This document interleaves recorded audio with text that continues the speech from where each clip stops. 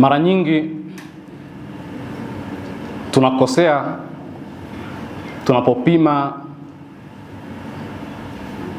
vita baina ya pande mbili kwa kuzingatia nguvu za kijeshi. Uislamu unatufundisha kwamba kuna nguvu zaidi ya nguvu za kijeshi, na pindi watu wanapoitwa kuwa ni super power, tunachokilenga zaidi ni kutizama uwezo wa jeshi lao, lakini vile vile nguvu za kiuchumi. Tumeona hivi karibuni kwamba super power sasa anaomba msaada kwa majirani zake. Amemnunia Spain kwa sababu amekataa kusaidia,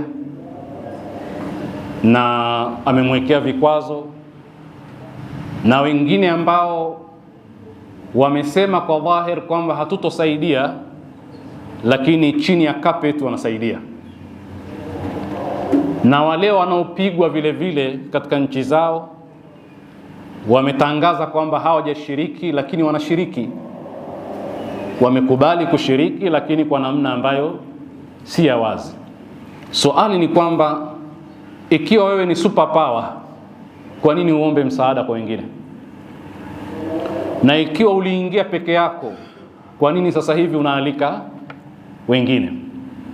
Kwa hiyo katika Uislamu kuna nguvu zaidi ya nguvu za kijeshi, kuna nguvu zaidi ya nguvu za kiuchumi, kuna nguvu za imani,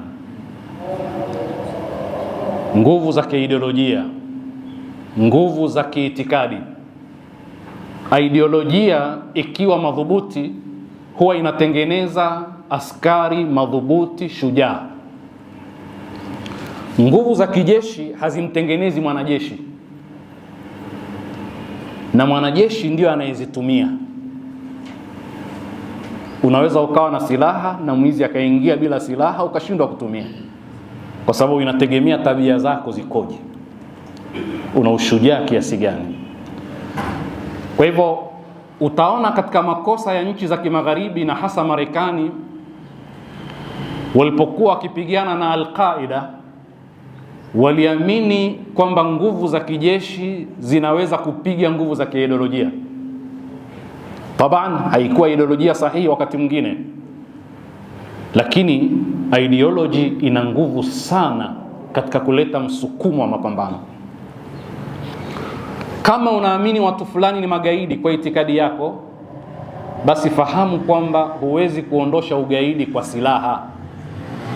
Ideolojia hazipigwi kwa silaha, ideolojia zinapigwa kwa ideolojia nyingine. Ndio maana Qur'ani imejenga misingi ya hoja, qul hatu burhanakum, kwa sababu kama watu wa Maka wana ideolojia na sisi tumeleta ya kwetu, ni kupambanisha zile ideolojia, lakini si kutumia mabavu. Mabavu hayawezi kutengeneza. Tumewahi wakati fulani kuwapeni mfano wa watu wa Mongolia. Hawakusukumwa na ideolojia, walikuwa wakisukumwa na mabavu. Wakatoka kwao, wakachukua China yote mpaka wakaingia Mashariki ya Kati, wakaingia Baghdadi, wakaangusha dola ya Kiislamu, wakaua Waislamu, alafu wakashindwa na ideolojia. Yani wale wavamizi walovamia nchi ya Kiislamu wakasilimishwa. Unaweza ukaelewa hilo? Maanake hawakuwa na ideolojia yenye nguvu ikawashinda. Sisi tulipovamiwa na wakoloni wametushinda kijeshi na kiideolojia pia. Hatuzalishi fikra, consumption yetu, matumizi yetu, tunatumia bidhaa zao na tunatumia fikra zao. Hatuna mashine za kuzalishia fikra. Tumekuwa kama umma tasa, hauzai watu wenye fikra tena. Kwa hivyo mujtamai kama wa Irani, nchi za kimagharibi zikitaka kupigana ni lazima zisome. Katika moja ya mambo ambayo yamethibitika ni kuwa nchi za kibabe uelewa wake kwa hizi nchi nyonge ni mdogo sana. Na mara nyingi nchi kubwa babe huwa haijishughulishi kusoma jiografia ya watu, utamaduni wa watu, desturi zao, kwa sababu ya kibri cha ule ukubwa.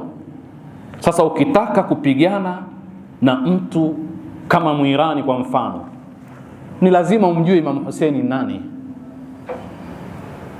lazima umjue Al-Abbasi ni nani, sio? Lazima umfahamu Bibi Zainab kabla hujapigana nao, sio? Habibi ibn Madahir umjue nani. Ukitaka kupigana na mujtama wa sampuli ile, lazima wafahamu vijana wa Karbala, kwa sababu thaqafa ya Irani na thaura yenyewe ni sani'atu Karbala. Mapambano ya Irani na nguvu zake haziko katika silaha tu, ziko katika ideolojia iliyojenga taifa lile, iliyoleta mapinduzi. Yale machozi ya mimbar ndio yalowatengeneza wale waumini wanaopambana. Kwa hivyo kama mnataka kujua nguvu zao ziko wapi, nguvu zao ziko katika machozi ya mimbar ya Imam Hussein. Yapo katika slogan za Karbala, zile shiarat, kauli mbiu zile. Sasa kama hamwajui, wasomeni kwanza, alafu muingie nao katika mapambano, kwa sababu hiyo nguvu ya ndani ndio msukumo mkubwa. Lakini katika mambo ambayo nahitimisha muhimu tufahamu ni kwamba kipindi hiki ambacho tunazungumza kuhusu umoja wa kibinadamu, lakini tunazungumza kuhusu umoja wa Waislamu vile vile, kwa sababu jambo la kibinadamu na jambo la kibinadamu ni jambo la Kiislamu. Bado kuna mashabiki wengi katika mitandao dhidi ya ubinadamu, ukisema hao Wafurusi, hao Mashia, hao Waislamu, bado wako wengi. Muislamu anayeamini kwamba anapigania sunna ya Mtume, unamuona kasimama anasherehekea kifo cha Khamenei, anasherehekea kupigwa kwa Irani, na anamsingizia Mungu kwamba Mungu anawalipizia sasa Mashia kiasi hiki. Sasa nukta muhimu tufahamu, si kila anayepigania umoja anaohitajia sana ana shida nao. Lazima waelewe hili. Mashia wanaweza kukaa kama walivyokuwa na wakazaana wakaendelea. Watu wa tasawuf na tariqa wanaweza kuendelea kama walivyokuwa. Ahlu sunnati wal jamaa kwa ujumla wanaweza kubaki wao wenyewe tu. Wewe usijidai kwamba ule umoja ni wewe ndio umeushikilia, unaombwa, unaringa kama mwali, unaona kwamba usiutoe unawanyima watu kitu kikubwa sana. Hapana. Watu wanapigania umoja kwa sababu ni amri ya Mungu, si kwa sababu wana shida na wewe. Ndio maana wameingia katika mapambano, wala hawajaalika mwingine, sio? Kwa hivyo hili lazima lieleweke kwamba haya ndio matakwa ya dini yetu, kwamba watu wawe wamoja, washirikiane. Na umoja unapopatikana, si nguvu ya mtu mmoja, huongeza nguvu ya wote. Yani kupitia umoja mimi nitapata nguvu na wewe pia utapata nguvu. Umoja haumtengenezei nguvu mtu mmoja tu. Kwa hivyo risala muhimu ni hiyo. Na risala ya kwanza ni ile ya kwamba tunapowatizama watu wale, tuwatizame kwa macho hayo, kwa sababu ni watu ambao hawajaogopa kifo kamwe. Wamekhiari kufa kina Hurr ibn Yazid ar-Riyahi. Na Qur'ani inatufunza kwamba hawa Mayahudi wala tajidannahum ahrasan nasi ala hayatin wa min alladhina ashraku yawaddu ahaduhum law yu'ammaru alf sanatin wama huwa bimuzahzihi min al'adhabi an yu'ammar. Ni watu wenye tamaa sana ya kuishi, wanapupa sana ya kulinda maisha, wanatamani sana kuishi umri mrefu. Hiyo ni ideolojia yao.